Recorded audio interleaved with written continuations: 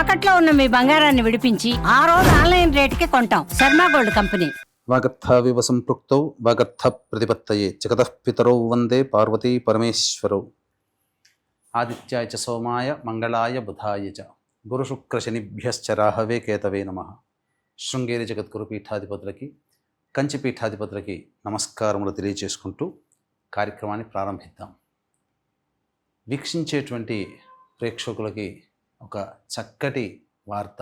ఎందుకంటే ఇప్పటి వరకు కూడా మీరందరూ ఎంతో ఆదరాభిమానాలతో ఈ యొక్క రాశి ఫలాలకి సంబంధించినటువంటి కార్యక్రమాన్ని మీరు చక్కగా సహకరిస్తూ వస్తున్నారు, వీక్షిస్తూ మీ యొక్క చక్కటి అభిప్రాయాన్ని తెలియజేస్తున్నారు. అయితే కామెంట్స్ రూపంలో మనకు కొన్ని విషయాలు వాళ్ళు తెలియచేయడం జరిగింది. ఎందుకంటే మేము పుట్టిన డేట్ ప్రకారం కూడా చూసుకుంటున్నాము. కాబట్టి మేము పుట్టినటువంటి డేట్ అనేటువంటి దాని ప్రకారం కూడా మేము ఎలా చూసుకోవాలి, ఏ రాశి ప్రకారం మేము ముందుకు వెళ్ళాలి అని మాకు నక్షత్రాలు తెలియవు, డేట్స్ మాత్రమే తెలుసు, సంవత్సరాలు తెలియవు అని చెప్తున్నారు. కాబట్టి వీళ్ళందరి యొక్క మనోభావాల్ని దృష్టిలో పెట్టుకొని ఒక మంత్లో ఏ డేట్ నుంచి ఏ డేటు వరకు కూడా ఉన్నప్పుడు, పుట్టినప్పుడు జన్మిస్తే ఏ రాశికి సంబంధించి ఉంటుందో ప్రస్తుత నవీన కాలానికి ఈ యొక్క సంచార ప్రభావాన్ని గణనలో తీసుకొని తెలియచేయడం జరుగుతుంది. కాబట్టి చక్కగా మీకు నక్షత్రము రాశి కనుక తెలిసినట్లయితే వాటి ప్రకారం ఆ రాశి ప్రకారం మీరు వెళ్ళండి. మాకు నక్షత్రము రాశివి తెలియదండి, కానీ మా పుట్టిన డేట్ ఒక్కటే తెలుసు, దాని ప్రకారం మేము చూసుకొని వెళ్తున్నామంటే ఇప్పుడు నవీకరించి ఆ యొక్క పుట్టిన డేట్ ప్రకారం కూడా మనం రాశి ఫలాలకు సంబంధించినటువంటి వివరాలు తెలియజేస్తున్నాం. ఇక ఈ సంవత్సరం అనగా ఆగస్టు నెల 16వ తారీఖు నుంచి 31వ తారీఖు వరకు గ్రహ సంచారం ఏ విధంగా ఉందో తెలియజేసుకుందాం. ఇక గురువు మిథున రాశిలో 20వ తారీఖు వరకు, శుక్రుడు మిథున రాశిలో, 21వ తారీఖు నుంచి శుక్రుడు కర్కాటక రాశిలో సంచారం, బుధుడు 31వ తారీఖు వరకు కూడా ఈ యొక్క సంబంధించినటువంటి కర్కాటక రాశిలోని సంచారం చేస్తున్నాడు. ఇక 17వ తారీఖు నుంచి రవి మీకు సింహరాశిలో, కేతువు సింహరాశిలో, అలాగే కుజుడు కూడా 31 వరకు కన్యా రాశిలో, రాహువు కుంభరాశిలో, అలాగే శని వక్రీకరించి మీనరాశిలో సంచారం చేస్తున్నాడు. కాబట్టి ఇక ఆలస్యం చేయకుండా 12 రాశుల వారికి సంబంధించినటువంటి ఫలితాల గురించి మనం క్లుప్తంగా, అంటే ఏ ఏ రోజుల్లో ఎలా ఉండబోతుంది, ఆదాయ వ్యయాలు, మంచి చెడు, మానసిక సంతోషము, ఆందోళన, ఇలాంటి వివరాలు మరియు గ్రహ సంచారాలు అనగా గ్రహాలు మారినటువంటి కారణం చేత ఎటువంటి యోగాలు అవయోగాలు కలుగుతాయనే విషయాల గురించి క్లుప్తంగా తెలియజేసుకునే ప్రయత్నం చేద్దాం. 16 ఆగస్టు నుంచి 31 ఆగస్టు వరకు మిథున రాశిలో జన్మించినటువంటి వారికి ఎలా ఉండబోతుంది, అలాగే జూన్ 21వ తారీఖు నుంచి జూలై 20వ తారీఖు మధ్యలో పుట్టినటువంటి వాళ్ళందరూ కూడా మిథున రాశిలోకి వర్తిస్తారు, మిథున రాశి వారికి చెందిన వారిగా చెబుతారు. కాబట్టి ఈ మధ్యలో పుట్టినటువంటి వాళ్ళకు కూడా ఏ విధంగా ఉండబోతుంది అనేటువంటి విషయం గురించి మనం క్లుప్తంగా తెలుసుకునే ప్రయత్నం చేద్దాం. ఇక రాశిలోనే గురువు శుక్రుని యొక్క సంచార ప్రభావం, ఈ 2 శుభగ్రహాలు రాశిలో ఉన్నటువంటి కారణం చేత అనుకూలమైనటువంటి జీవితాన్ని గడుపుతారు. మీ యొక్క మనోరథం ఈ యొక్క నెలలో నెరవేరబోతుంది. అంతేకాకుండా మీకు అనూహ్యముగా మీకు కొన్ని మంచి సంఘటనలు చోటు చేసుకోబోతున్నాయి. కాబట్టి అంది వచ్చినటువంటి అవకాశాన్ని వినియోగించుకోండి. అలాగే ఈ సంబంధించినటువంటి అనగా పెద్దలని గౌరవించడం, గురువులని, పీఠాధిపతులని, మఠాధిపతులని గౌరవించడం చేసుకోండి. ఎందుకనంటే గురునింద అనేటువంటిది పనికిరాదు. తత్కారణం చేత ప్రధానంగా ఇప్పటికే ధనపరమైనటువంటి నష్టాలు చూస్తూ ఉండి ఇంకా హీనమైనటువంటి స్థితిలోకి చేరుకుంటారు ధనపరంగా. కాబట్టి మీ యొక్క వాక్కుని అదుపులో పెట్టుకొని గౌరవ మర్యాదలతో వ్యవహరించే ప్రయత్నం చేయండి. ఇక 21వ తారీఖు నుంచి శుక్రుడు సంచారం చేస్తున్నటువంటి కారణం చేత కుటుంబంలో గృహోపకరణాలు కొనుగోలు చేస్తారు, విలువైన వస్తువులు, ఆభరణాలు కొనుగోలు చేస్తారని చెప్పవచ్చు. బుధుడు కూడా అనుకూలంగా ఉన్నటువంటి కారణం చేత వ్యాపార లావాదేవీలు జరిపినప్పుడు ఆశించిన దానికంటే ఎక్కువగా ధన లాభం అనేటువంటిది కలుగుతుంది. కుటుంబ పరంగా సౌఖ్యము కలుగుతుంది.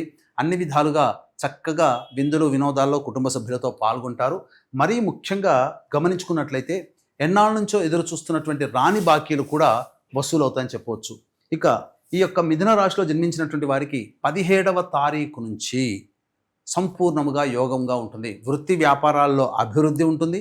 ఉద్యోగం కోసం ఎదురు చూసేటువంటి వ్యక్తులకి చక్కగా మార్పు అనేటువంటిది ఉంటుంది. ఈ యొక్క నెలలో ఏదైనా కానీ వేరే ఉద్యోగంలో మారాలి, వేరే కంపెనీకి మారాలి అనుకునేటువంటి వాళ్ళకి మంచి సదవకాశంగా చెప్పవచ్చు. నిరుద్యోగస్తులు శుభవార్త వింటారు, మంచి ఉద్యోగం లభించి తీరుతుంది.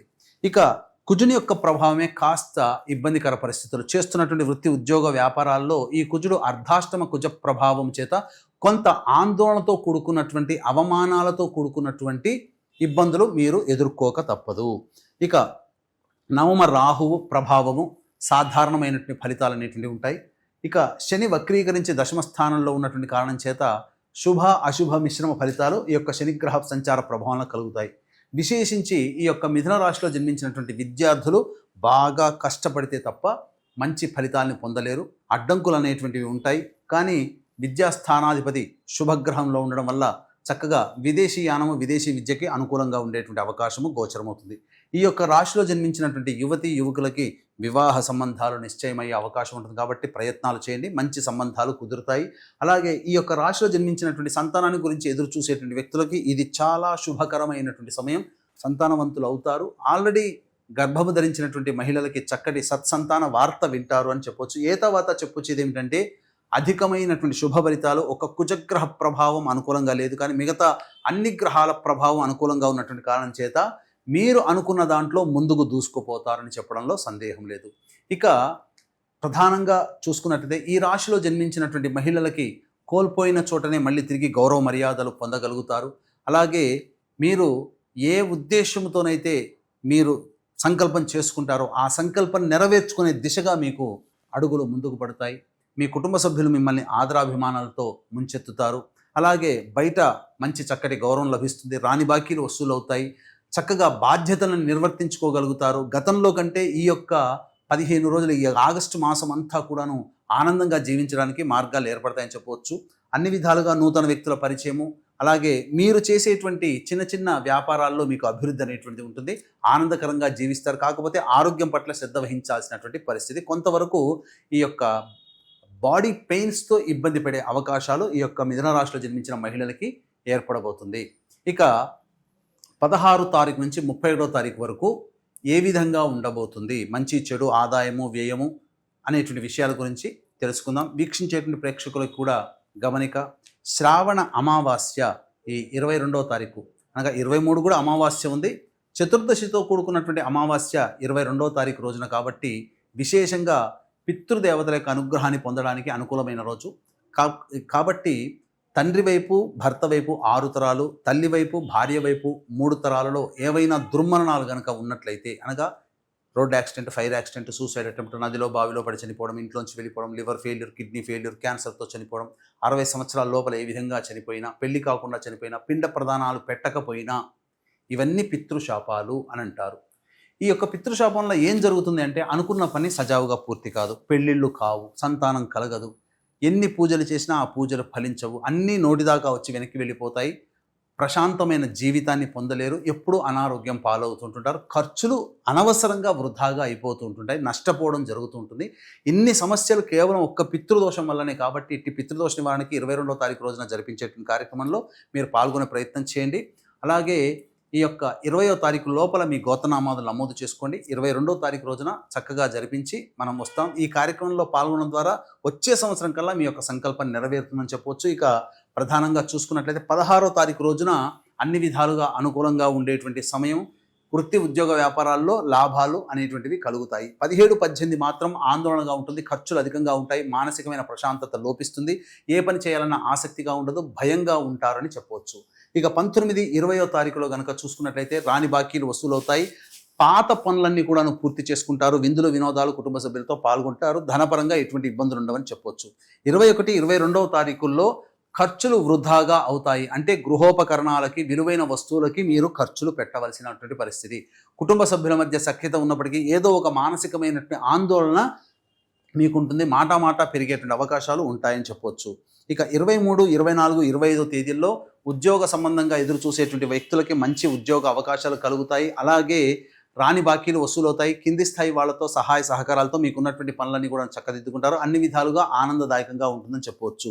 ఇక 26, 27 తారీఖుల్లో వాహనం నడిపేటప్పుడు జాగ్రత్తలు పాటించాలి. అలాగే ఖర్చులు కూడా అధికంగా ఉంటాయి. ధనపరమైనటువంటి సమస్యలు తీవ్రమవుతాయి. తల్లిగారి ఆరోగ్యం పట్ల శ్రద్ధ వహించాలి. గృహ మరమ్మతులకి, వాహన మరమ్మతులకి ఖర్చులు అవుతాయని చెప్పొచ్చు. ఇక 28, 29, 30వ తేదీల్లో మీకు అనారోగ్యం చేసే అవకాశాలు గోచరమవుతున్నాయి. ముఖ్యంగా అజీర్తితో ఇబ్బంది పడే అవకాశం, శ్వాస సంబంధంగా ఇబ్బంది పడే అవకాశాలు ఉంటాయని చెప్పవచ్చు. ఖర్చులు కూడా అధికంగా ఉంటాయి. ఇక 31వ తారీఖు రోజున రాని బాకీలు వసూలు అవ్వడము, ధనపరమైనటువంటి సమస్యలు తీరడము, అన్ని విధాలుగా అనుకూలంగా ఉండడం అనేటువంటిది చెప్పవచ్చు. తర్వాత చెప్పొచ్చేది ఏమిటంటే 26, 27, 28, 29, 30 ఈ 5 రోజుల్లో జాగ్రత్తలు పాటించండి. అన్ని విధాలుగా అనుకూలంగా ఉంటుంది. ఈ యొక్క మిథున రాశిలో జన్మించినటువంటి వారికి సమస్యల పరిష్కారం కోసం ప్రతిరోజు కూడాను చంద్రశేఖర అష్టక పారాయణం రోజుకి 3 సార్లు పఠించండి. అన్ని విధాలుగా బాగుంటుంది. సర్వం శ్రీ ఉమామహేశ్వర పరబ్రహ్మార్పణమస్తు.